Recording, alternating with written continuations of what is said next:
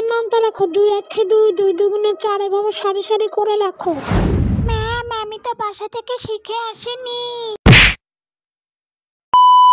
তো কালকে তুমি পড়ে এসো, আমি তোমার কাছ থেকে পড়া নিব মুখে, ঠিক আছে?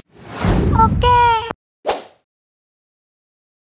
সবাই পদার্থ ও জড় ছক্করিত পার্থক্য লেখো।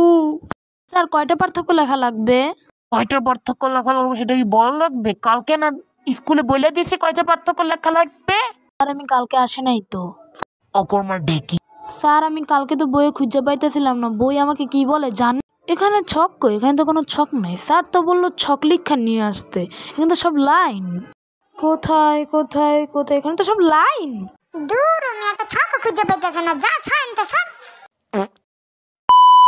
তাহলে আমি কি এখন টিভি দেখবো? আমার লগে কি মজা না সাত পাত?